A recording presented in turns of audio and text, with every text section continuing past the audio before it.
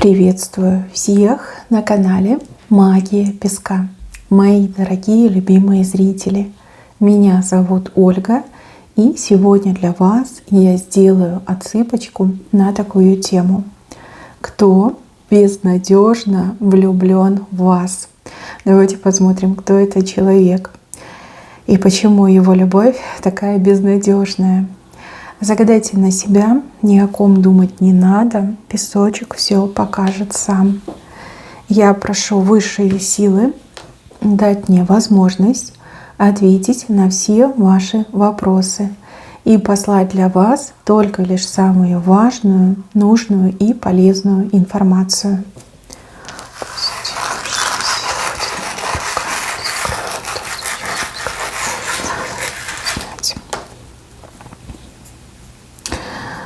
Ого-го, мужчина, которого змея как-то вот обвела за ноги. Вот он стоит, а змея огромная такая, ноги ему обвела. И он бы хотел двинуться к вам, но не может, потому что змея зажала его ноги, да, вот он как в кругу, в змеиных кольцах, да, не может двинуться.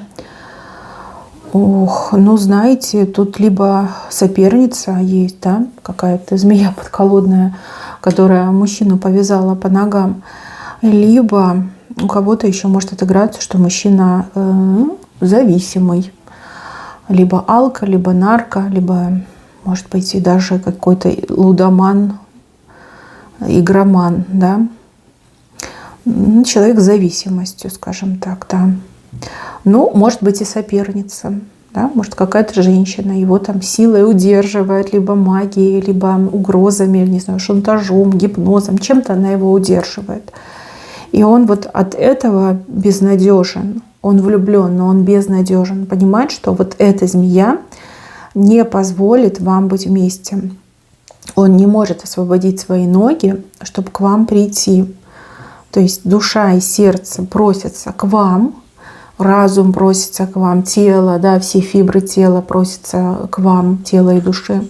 Но эта змея настолько плотно сжала своими кольцами ему ноги, что он не может освободиться. Вот как вкопанный стоит, да, есть же такое выражение, как вкопанный, да, не пошевелиться. И все это из-за этой змеи. И я могу допустить, что, поскольку отсыпка у нас общая, у кого-то несвободный мужчина отыграется, а у кого-то, да, действительно зависимый. И несмотря на то, что есть любовь, и несмотря на то, что есть прям такое жгучее, я бы даже сказала, остро жгучее желание быть с вами, преграда настолько сильна и сильно его обхватила, что двинуться он не может. Мне кажется, что вы уже понимаете, о ком речь идет. И да, это именно тот мужчина, о ком вы подумали. Вот кто первый в голову пришел, это и есть он. Сейчас еще хочу на картах посмотреть. Потому что мне не очень нравится эта змея. Мне не нравится, что она его с вашей стороны поля. Ну, смотрите, да, если мы посмотрим на отсыпку, вот посерединке, это линия судьбы, да. То, что справа, это про вас, то, что слева, это не ваше. И, кстати, неожиданно тоже по левой стороне проигрывается.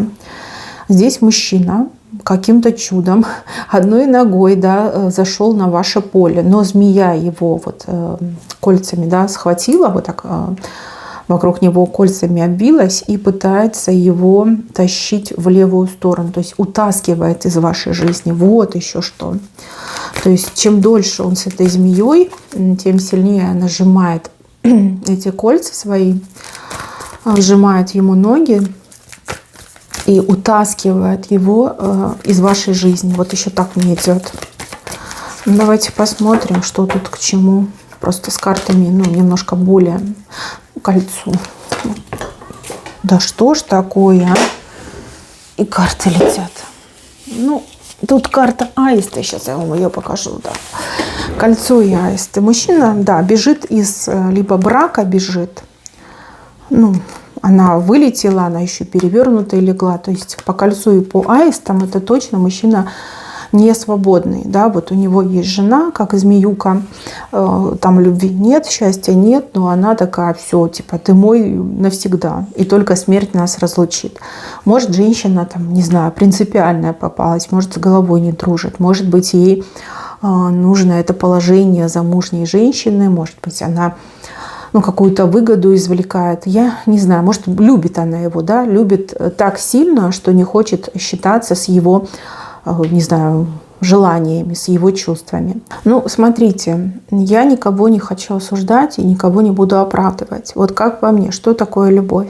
Это когда ты любишь и ты желаешь, чтобы твой любимый человек был счастлив, несмотря ни на что.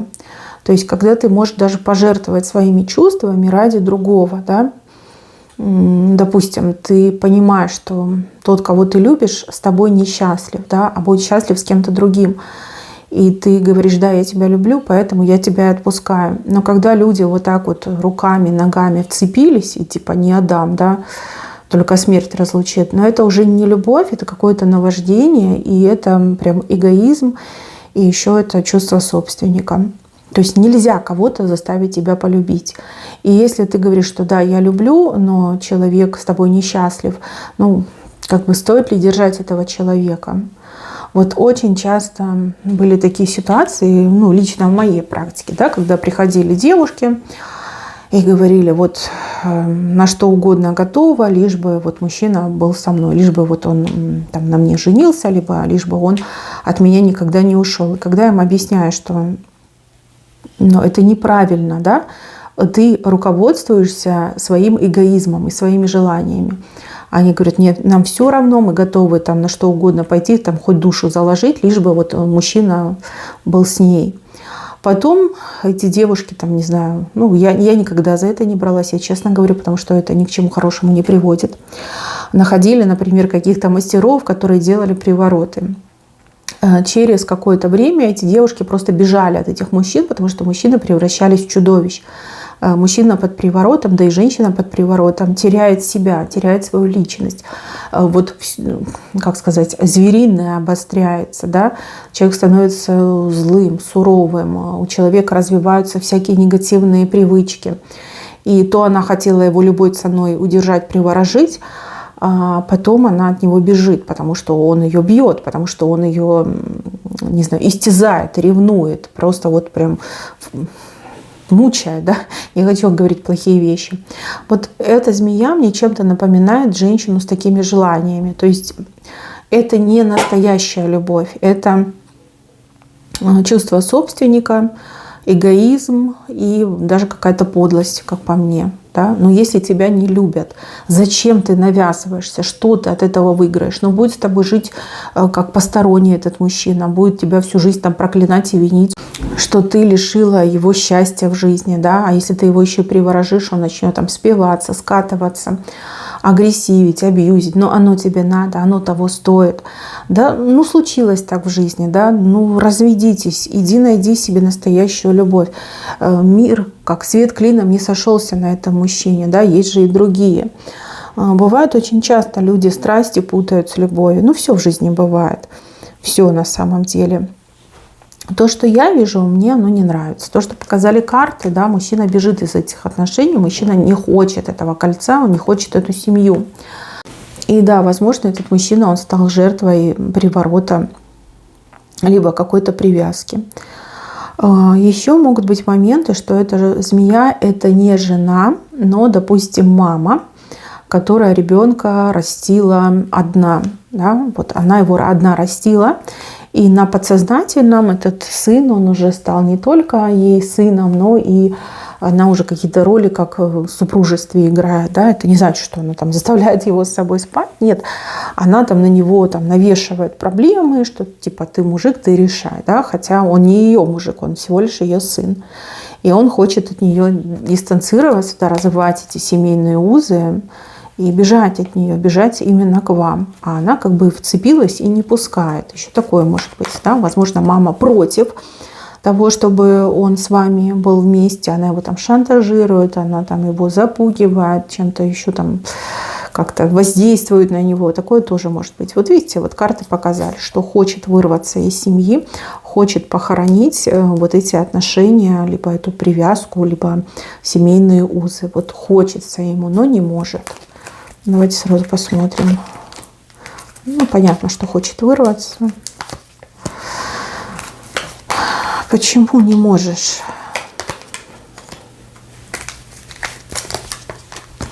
Не может он, я так понимаю, что из-за вас, потому что вы в его глазах, ну, такой прекрасный, но хрупкий цветочек, да, аленький цветочек. И он боится, что эта женщина, она как крыса подгрызет этот цветочек и вас погубит. За себя он не боится. Он говорит, я все стерплю, я все вынесу. Но он боится за вас. То, что он не может быть с вами вместе, и он к вам не идет, это страх за вас.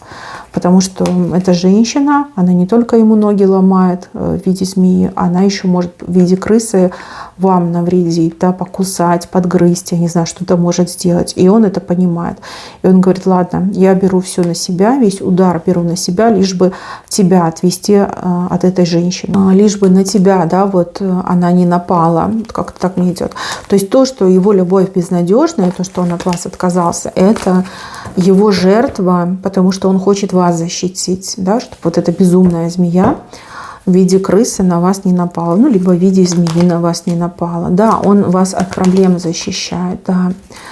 Вот смотрите, эта змея, она не любит, она эгоистка, она, ну, вот реально испортит жизнь этому мужчине, уже испортила, еще дальше допортит. А вот мужчина любит вас безнадежно, потому что он любит вас по-настоящему и понимает, что если он выбирает вас и будет с вами, то эта змея и вам навредит, да, и вам жизнь испортит, как испортила ему. И чтобы защитить вас от этой змеи, он, ну, как сознательно, получается, от вас отказывается, либо держится в стороне, чтобы на вас, ну, вот подозрение не пало, чтобы проблемы на вас не свалились. Он желает вам счастья, он желает вам бесконечной радости в жизни, да, чтобы вы были абсолютно счастливой женщиной. Вы для него как маленькая, наивная, прекрасная девочка. С собой закрывает вас от этих вот проблем, да, которые может эта змея устроить. Вот теперь понятно, почему безнадежно. То есть, в принципе, да, он мог бы все сделать, да, для того, чтобы вы были вместе. Но он понимает, что это может быть угрозой для вас. То, что он вас любит, это может быть угрозой для вас. И, наверное, же хорошо знает эту змею. Возможно, она угрожает вам, может так и говорить, что если ты будешь с ней, то я с ней что-то сделаю, там что-то ей в лицо, и либо чем-то горючим ее оболью и покурю, да. То есть она может угрожать страшными вещами, он ее знает, он понимает, что она может воплотить угрозы в реальность.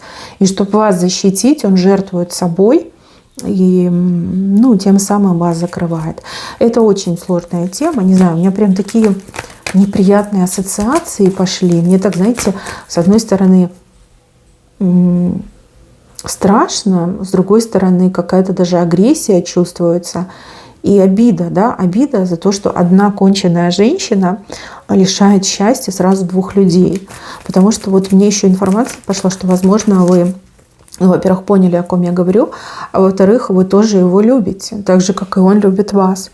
Только вы, наверное, всей правды не знали. Вы не знали, что вот эта змея вам угрожает, а мужчина тем, что он не с вами, эту змею от вас отводит. Вот. То есть так не должно быть. Не должно. Люди не должны страдать, да, люди должны быть счастливыми. Для этого они рождаются, чтобы познать счастье. Счастье, которое доступно только лишь в этом мире. Вот. Но есть такие эгоисты, есть такие подлые, которые буквально вот готовы, не знаю, по головам идти, вот лишь бы свое не упустить из-за каких-то своих тупых, я не знаю, там, идей, принципов, желаний. Ну вот я спросила, возможно ли ему вырваться. Ну, пока нет. Пока нет, потому что тучи. Потому что когда тучи, когда облачно, ну, птица не видит, куда лететь, да, ей небо закрыто. Не знаю, летают ли птицы при такой сильной облачности. Мне кажется, что не очень. Даже если они поднимаются, они уже не видят, да, они теряют ориентиры. Опять же, в облачном небе и звезд не видно, да, вот, и солнца не видно, ориентиров нет. И если и получится, то только лишь спустя какое-то длительное, долгое время. Ну, грустная отсыпка. Ну и тема, конечно, тоже не веселая. Безнадежная любовь, безнадежно влюблен. В принципе, ожидаемо. Так, а хорошо, а что делать вам? Что делать вам в такой ситуации? Как вам себя проявлять? Можете ли вы как-то со своей стороны помочь? Либо вам стоит вообще ничего так не делать и идти другой дорогой? Что делать вам?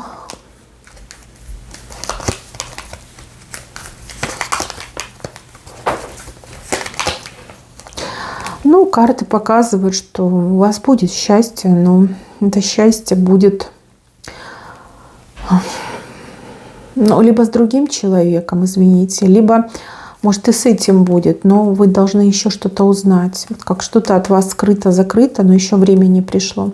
Но шанс может выпасть. Опять же, либо с ним быть вместе и быть счастливым, вот когда по звезде мечты исполняются и по солнцу счастье в жизнь приходит, как награда даже, да, может, высшие силы вас наградят, двоих влюбленных, чтобы вы были вместе. Но, может, это и другой человек будет.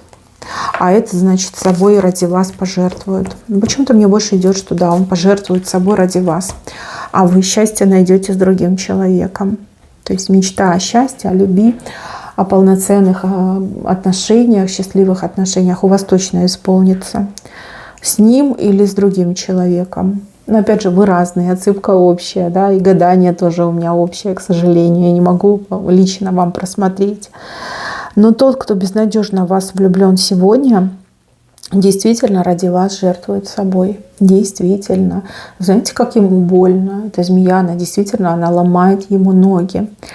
То есть она готова его в инвалида превратить, лишь бы он вот рядом с ней сидел. Вот у нее такие даже амбиции. Ну, понятно, что высшие силы тоже все видят, да, высшие силы знают, видят, и я думаю, что это змея. Ну, давайте сразу и посмотрим, что будет с этой змеей. Вообще здесь ангел показан, видите, вот он ангел, вот он стоит, и крылья его, и он как раз рядом со змеей находится. Я вот, да, хочу посмотреть, что высшие силы скажут по поводу этой змеи, что с ней будет, доколе она будет вот это бесчинствовать. Что будет?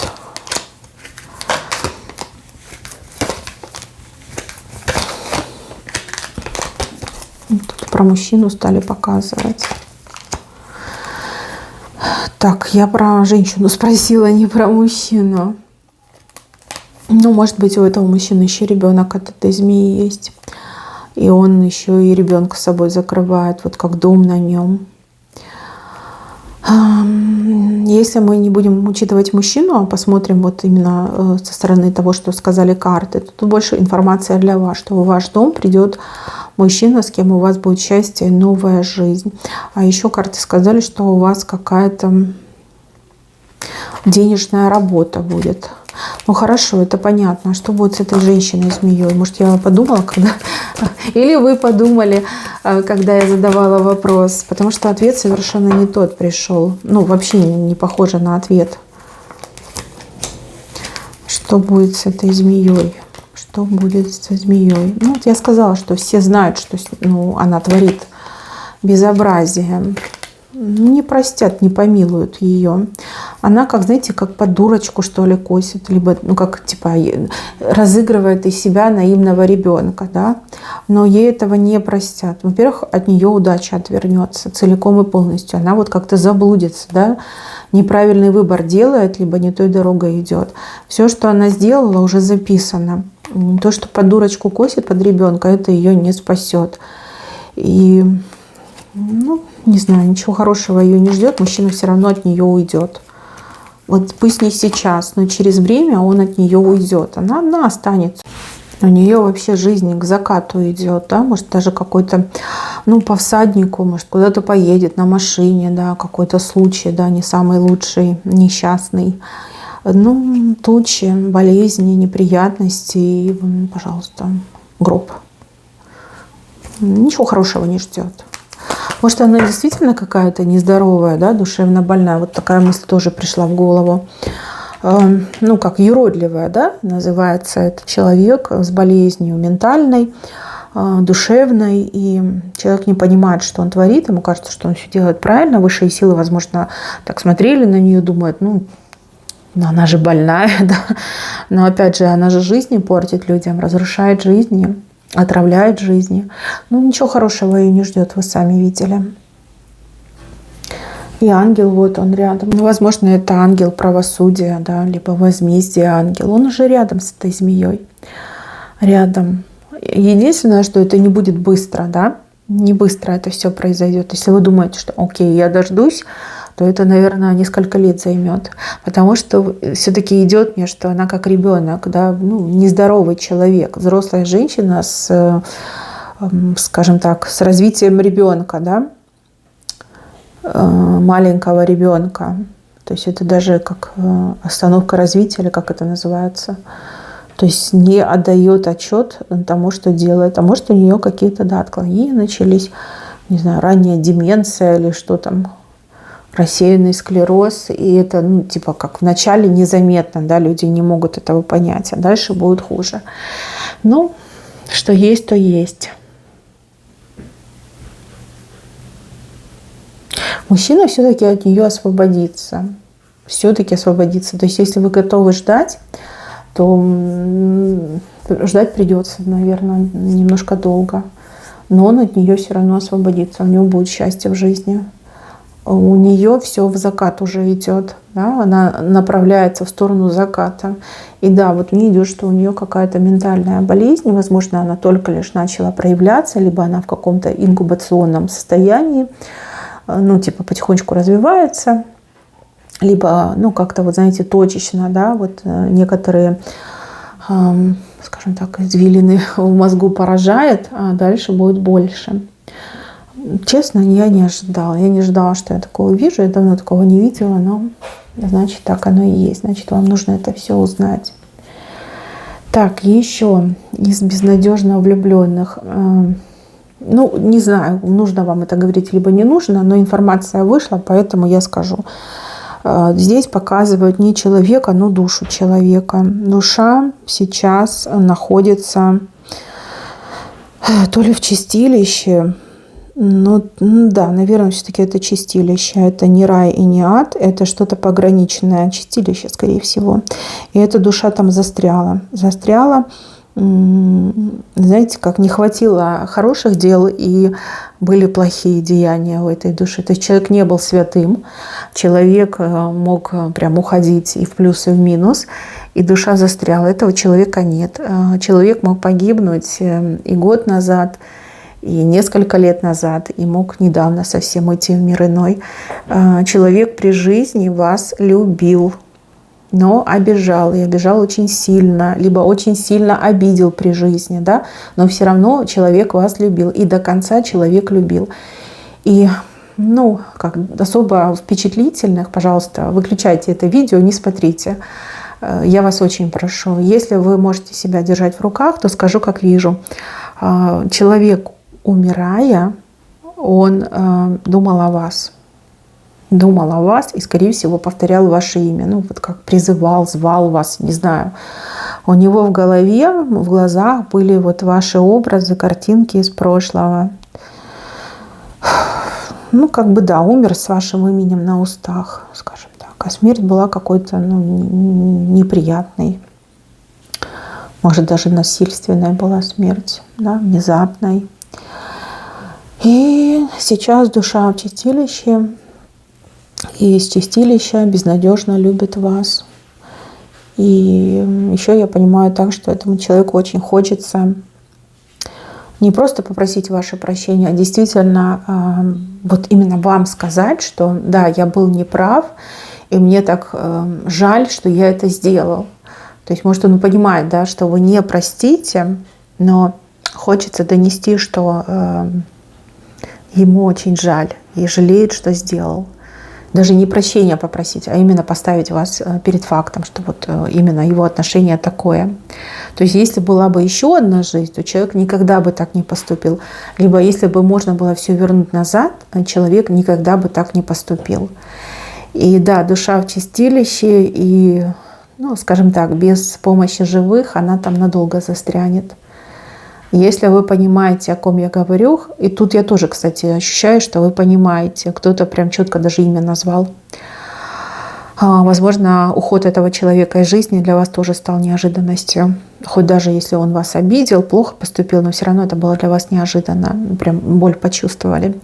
Тогда идите в храм, поставьте свечку за упокой и так и скажите, либо подумайте, да, что я не обижаюсь, я тебя простила. Ну и, конечно же, можете помянуть этого человека и помолиться, заказать молебен за усопших. И это поможет душе пройти через чистилище. Я не знаю, что за день сегодня такой, да, но тем не менее такая информация пришла.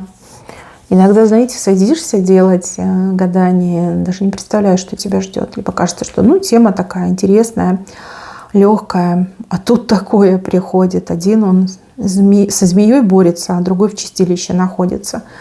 Конечно, очень и очень влияет это все. Да? Я прям не знаю, как на это реагировать, не знаю, как вы среагировали. Но надеюсь, что для вас эта информация была полезной, да, потому что все, что не делается, все делается к лучшему. И судьба всегда ведет нас туда, где мы можем получить ответы, советы, подсказки, либо узнать скрытое. Мои дорогие, на этом все. Всем спасибо за внимание. Всем пока-пока.